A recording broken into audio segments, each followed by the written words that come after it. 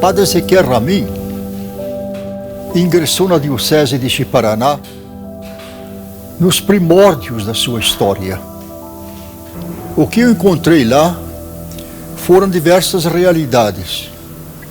Uma primeira realidade era a multidão de imigrantes que chegavam de todo o Brasil.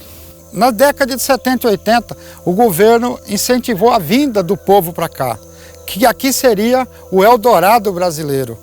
E aí muita gente iludida com essa propaganda, com essa promessa do governo, que ia chegar aqui e ia ficar rico, deixou as suas casas, vendeu o que tinha em todas as regiões do Brasil e partiu para cá. Quando a gente decide vir para Rondônia, nós éramos 5 irmãos, São Paulo, né? Meu pai desempregado, minha mãe desempregada, vamos para Rondônia. Já tinha um tio meu aqui, né? E meu pai falou, o único lugar de criar essa molecada é no sítio, né? Pegar uma terra. E ele veio enfrentando a malária, enfrentando muita dificuldade, tá? Então assim, nós sempre teve essa aproximação com a terra. Só que chegando aqui, a realidade era muito diferente. Não tinha apoio do governo nenhum. O povo tinha que se virar como podia, grilando, enfrentando cobras, onça, jagunço. Famílias numerosas, e era muito sofrido, porque chegava, tinha terra, mas não tinha mais nada, e muitos nem terra tinham. A gente rezava, a gente fazia muito assim, não era às vezes nem tão por muita fé, era questão de necessidade que a gente tinha para resistir, porque muito complicado. Encontrei uma diocese assim pobre de clero, muito pobre, mas muito rica de leigos, bem comprometidos com a igreja e nessa luta pela libertação do povo.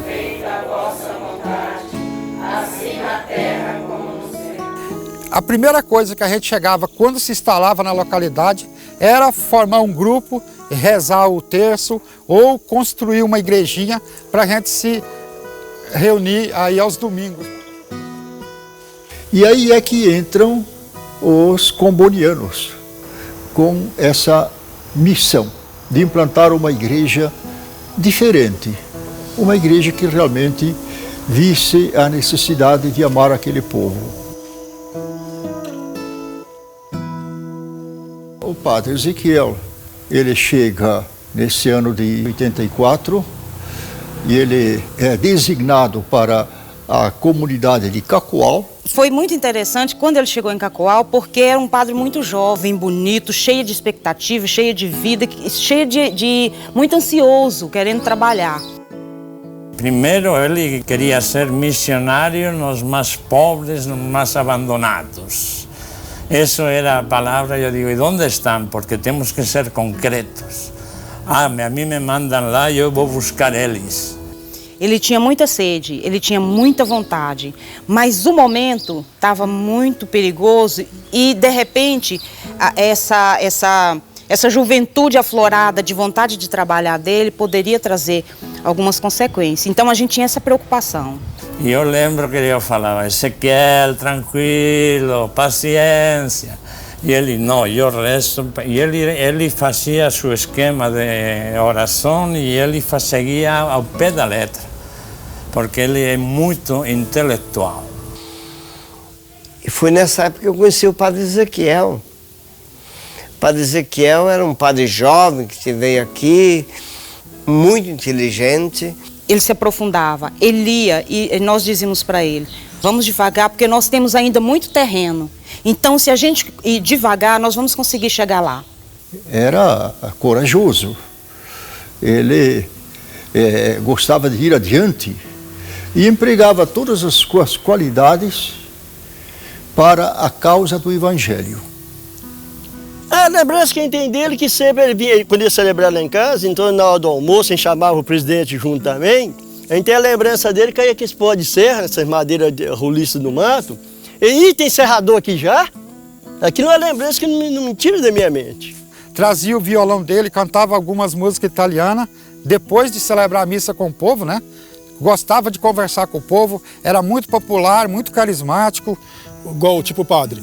Rezava e voltava, estava ótimo para eles. Não abrisse a boca na questão de política ou questão de qualquer coisa, não podia mexer para nada, né? Então era isso. Né? Não podia sair fora nada. Antes tinham atirado nele. Ia de cavalo e ele escutou os tiros, mas nunca falou nada.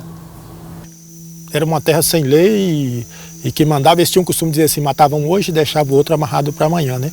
Mas era muito normal esse tipo de coisa, né? O pessoal que participava da celebração da comunidade fazia parte da pistolagem. Os homens que iam conquistar a terra e outros que iam para trabalhar para o fazendeiro era do mesmo lugar. Não era nem jagunço, era trabalhadores também que ganhavam dinheiro a mais para tirar poceiros, né? O povo sempre usado pelo fazendeiro naquela época tão difícil.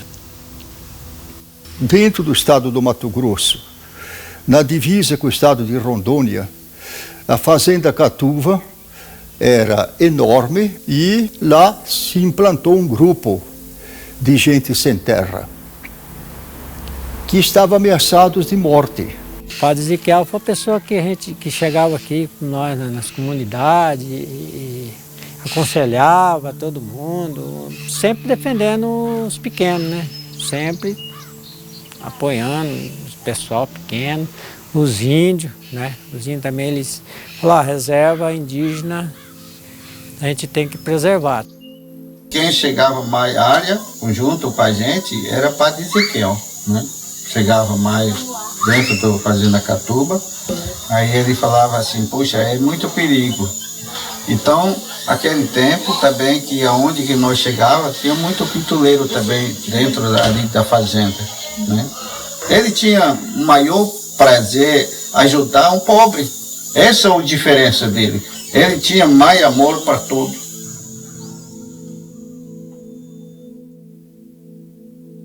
Eu cheguei em casa, era uma meia-noite, numa comunidade celebrando,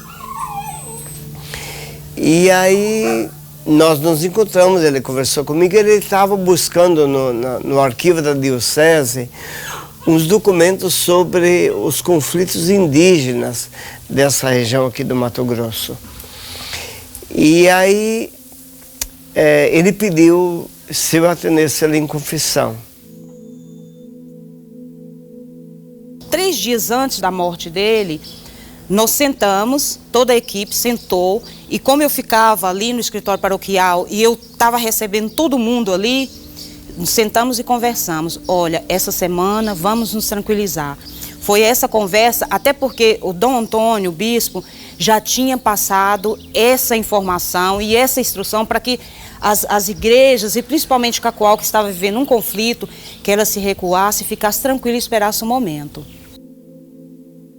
Dia 23 de julho foi a última visita de Padre Ezequiel Ramin, que as esposas dos maridos que estavam nas posses na fazenda Catuva pediu para que eu e Padre Ezequiel Ramin na época, e elas pediram para que a gente fosse até as posses aconselhar os maridos delas para que evitasse o conflito. Eu fiquei muito contrariado, porque eu não queria que ele fosse. Eu até falei com ele, padre, não vai lá não, lá que a situação lá é muito difícil e é desconhecida. Por favor, não vai não. Não, ele falou, Agostinho, pode ficar tranquilo, que eu vou lá só conhecer o povo, conhecer os poceiros, não vai acontecer nada. Eu não vou incentivar ninguém a fazer nada contra ninguém, matar, atirar, não. Eu só quero proteger o meu povo. Eu não quero que aconteça nada com o meu povo. Cheguei e topei com ele, mas não sabia que ele estava lá para dentro. E aí ele falou assim, ó, eu estou vindo lá da Catuva e não consegui passar não, por ali não. Agora não rodar para o Paraná. Parou comigo na estrada. Falei, padre, quer um conselho de um amigo? Não vai mexer com isso não, rapaz, ele é marcação. Falei, não, Jesus morreu para salvar nós, por que eu não posso morrer por eles? E outro que é meu dever, eu sou da pastoral. A ida dele lá foi porque a vida daquelas pessoas estava sendo ameaçada.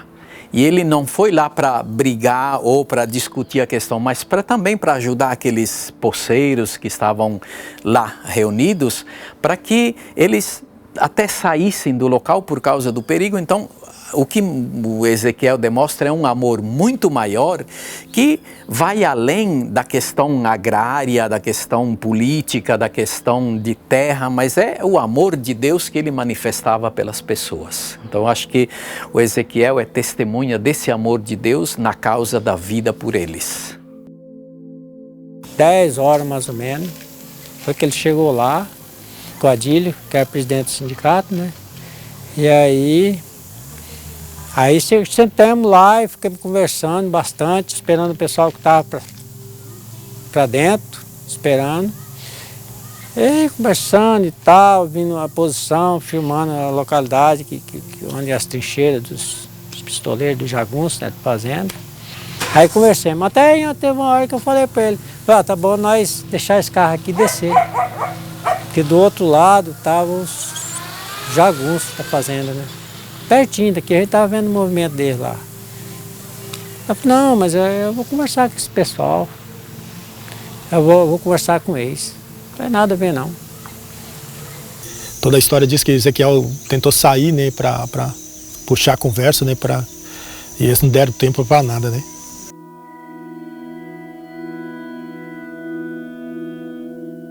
Eles estavam no Gugel, quando subiam esse local, deram de cara com jagunços.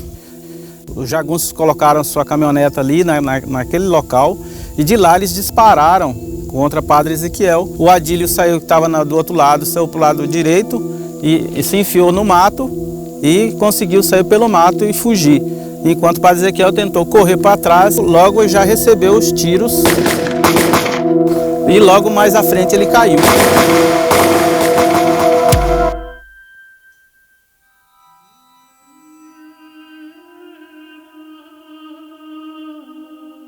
Naquele momento, eu imaginava que ele tinha apenas sofrido o atentado, mas não tinha sido morto.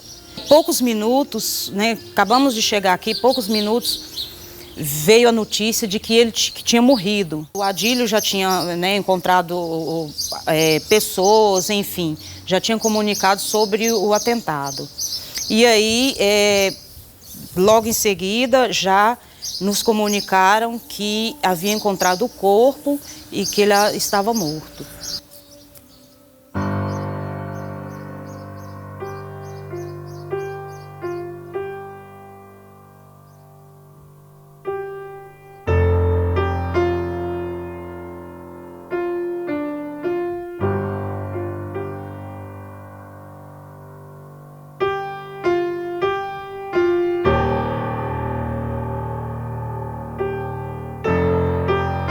Bem-aventurados vós que agora chorais, porque vos alegrareis. Bem-aventurados sereis quando os homens vos odiarem, vos expulsarem, vos ultrajarem, e quando repelirem o vosso nome como infame por causa do Filho do Homem. Alegrai-vos naquele dia e exultai, porque grande é o vosso galardão no céu. Companheiro, a morte do Padre Ezequiel abalou não só o estado de Rondônia, mas sim o mundo inteiro, diante dessa nova república que anda dizendo por aí. O que eu estou dizendo aqui, companheiro, não é mentira, é verdade. Eu sou Tintim muito zero, como aqui filho meu morre, como aqui irmão meu que morre. Mesma coisa que eu estou sentindo esse dia, que uma pessoa muito amigo meu, de peito mesmo, que morreu daqui do Rondônia. Um rico, mataram ele. Cada isso que os índios muito triste muito esse dia.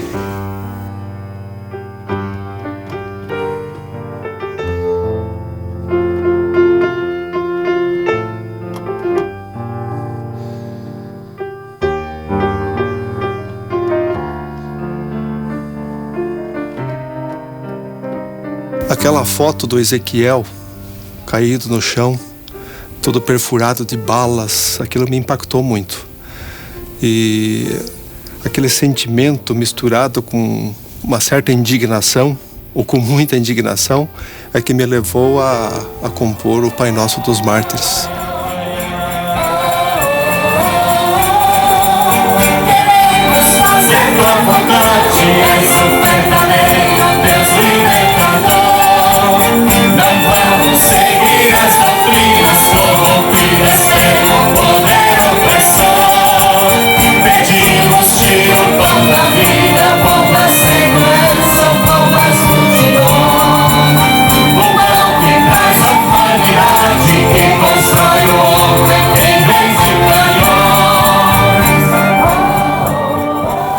Sangue de mártires é semente de novos cristãos. Houve muitas perseguições, não foi só lá, foram em outros lugares. Mas houve também um tempo de florescimento. Florescimento no número, na quantidade, florescimento no engajamento, na multiplicação de pequenas comunidades, nos centros de formação. A memória do padre Ezequiel Ramin, ela continua presente na nossa realidade, principalmente nas organizações do povo, porque ela expressa a coragem dele na luta pela libertação, para alcançar a libertação do povo. A gente conhecia os padres estrangeiro, padre velhinho, e ficamos sabendo que esse padre de 32 anos, tão jovem, foi matado. Isso fez com que eu pensasse mais sobre, olha, é preciso que alguém daqui comece a estudar mesmo. E chegou o ponto de eu ir para o seminário.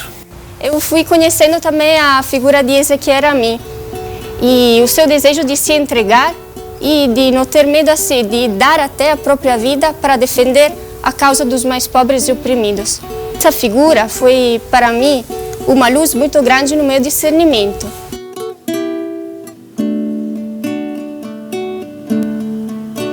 O seu olhar pairou por sobre os pobres, os injustiçados, presas do patrão.